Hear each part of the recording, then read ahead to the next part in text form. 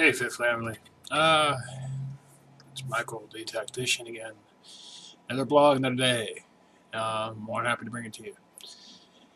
You might notice with this video that I did try a new converter to play with the video a little bit so I can make the quality better. Um, so what I'm going to talk about today is, yeah, like I said on my body space, on bodybuilding.com, today was a little bit of rough. The new workouts that I'm doing at 70% of my strength are actually affecting me a little bit. Not that I can't get through my workouts, but they are a little bit more difficult and they are interesting. To say the least, I was a little tired today, especially when doing the 10 miles on the bike before I do anything else. That really helped, but it took a little while to perk up and get my speed up. As you know, if you watch my bodybuilding.com account, I usually can do it in about 28 minutes. Uh, Today, not so much. Today was 32, 33. I will say it was a little bit more difficult. Let me see if I can play with the camera here. Yeah, I had some interesting questions though. Uh, what do I consider myself? Do I consider myself a bodybuilder traditionally? Do I consider myself a uh, what do I consider myself? I tell people all the time I consider myself a meta builder. Meta builders are people that use supplements and technically focus on muscle fibers. Kind of like a bodybuilder. Only difference is the way in which we go about it. As I've told you before, I tried to explain this before. When I work on my muscle fibers, most people have to think about the actual three-dimensional picture of your chest, for example. I use the chest because it's the easiest thing to understand. There's four fibers in the upper chest. There's four fibers in the middle of the chest, and there's four fibers on the under chest. All, you take that bar and move it up and down, wider or narrower, you're going to hit different parts of the actual chest. Just as you move that bar further up and down, taking it closer to your chest or further, keeping it further away, again, it's going to hit different layers internally in the chest. And that's how I focus on my chest. That's how I've actually got my chest to really decrease those last couple of weeks in 250K transformation challenge, because I was able to play with it and I figured out what worked, what I can stimulate. Normally I go about 2 or 3 inches down with the bar, but I put heavy ass weight on that bar. And then I work my way out throughout the whole thing to my arms are completely out on the very edges. That bar as far as I can go to utilize the whole muscle.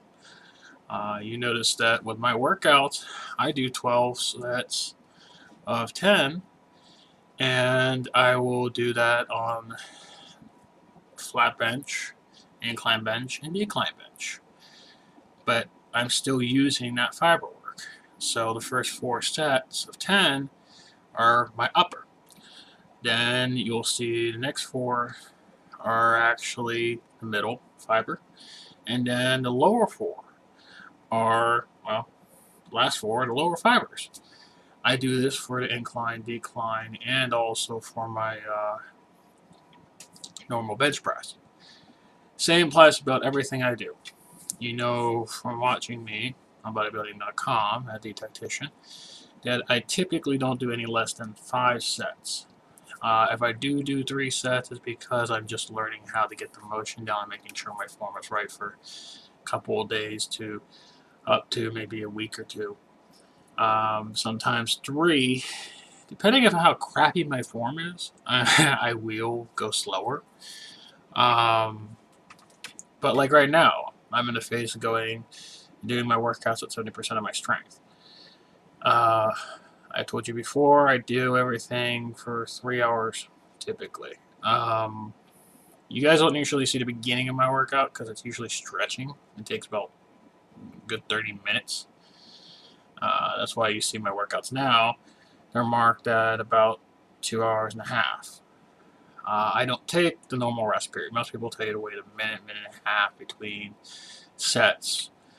The way I do mine is I wait about 15 seconds. I try to wait about 15 seconds.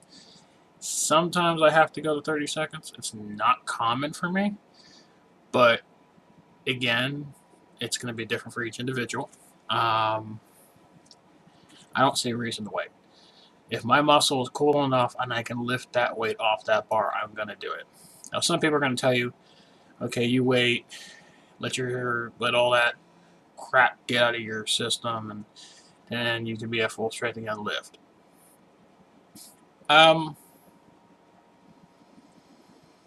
Yeah, that works, but not for what I'm doing.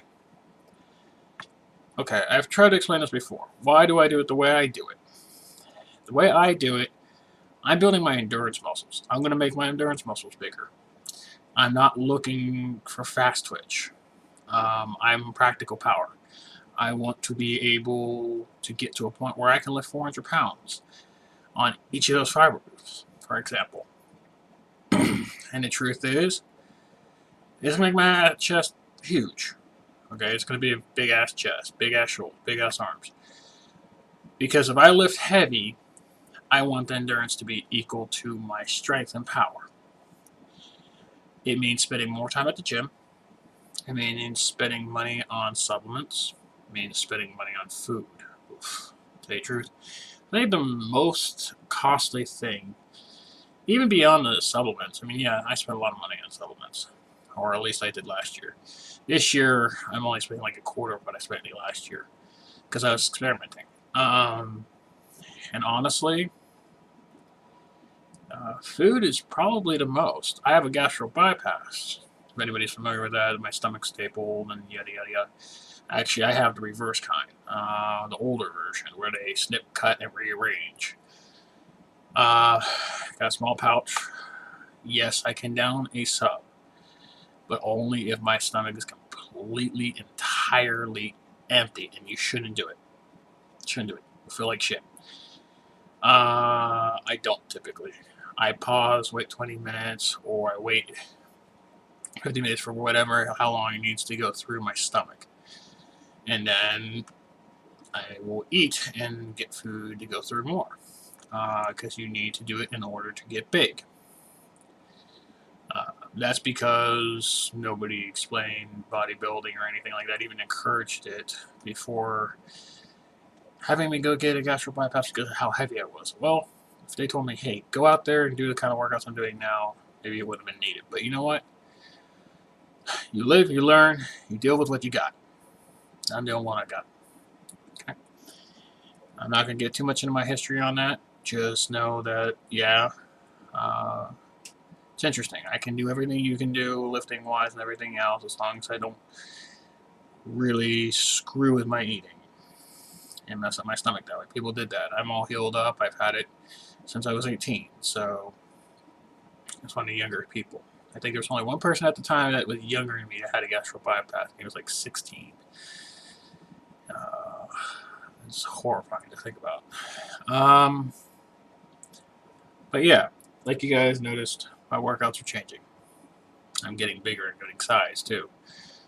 I have a lot of skin, which I've explained to you guys before. And I'm going to reintegrate this again and again sometimes because I'm trying to make a point. Nobody understands the idea of skin. People will judge you differently because you have a lot of skin. They'll think you're fat, they'll think you're heavy, they'll think you're big, they think you're lying about your body fat measurements. Because technically speaking, it's not common to have as much skin as I have. And truthfully, that's because when you weigh for 500 pounds and then you come down real fast, it's very hard to bring all that skin in. It's just, and I'm not willing to get surgery. I'm filling it out. I do not have any intention whatsoever to drop under the lower 350s. Wait, don't want to be that small. I'm sorry. Yes, I know if I ever had a heart issue, okay, 450 is like the maximum table I can lay on. Well, that's why I've said I want to be 450 and 8% body fat. uh, because truthfully, I like being big. I just don't like being fat and round. If I'm shapely and muscular, I'd be very happy at 450. As long as I don't have any other health issues going on with my body. Is it realistic? For me, yes. For the next Joe, no. For medical people, they think you're crazy. Well, that I agree with. I'm a little crazy. You have to be, especially working out the way I work out. Just like people tell you, working out 3 hours, you're not going to get big. Well, then obviously they're talking about the general amount of people out there. There are exceptions. I'm one of them. I'm getting big. As you guys notice, I'm leaning out, yet my weight is not dropping. That's because, technically speaking, I'm putting on a massive amount of muscle. My numbers can jump 15 to 20 pounds very quickly. Well, most of the time because of the fact that I've lifted for so long and for so many reps, and my size has increased, but I just have not been willing to lift heavy. Even though lifting 185 12 times for 12 sets over, so 36 sets technically on my chest on chest day at 180 or around 180, because some of my numbers change depending on what fiber I'm hitting. They go down to about 150, I think, at the lowest. Yeah. I don't do general movement. I have no intention of doing general movement. Metal builders are endurance and power, or practical power. So, I guess that's really, right now, the basics of the question. What am I focused on? My focus is I'm a metal builder. I consider myself that. It's not the typical person. I want to be big. I mean, I want to be as big as I can be. And as long as my ticker is good, like I told you last time, it's strong, which means I have to work the endurance. Sorry, bug flying around. I'm going to keep getting bigger. If I have issues in health, say from organs or running, I won't run. I tell people this all the time. They're like, why do you run to get the skin to come in faster?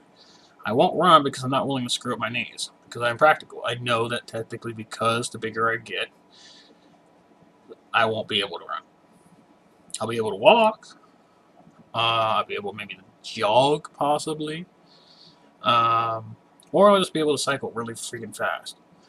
Like you say, I can do the same thing on a bicycle. I do it in the gym because it's just more convenient, since I can go from the cycle to over and go to the weights. I know, I've tried.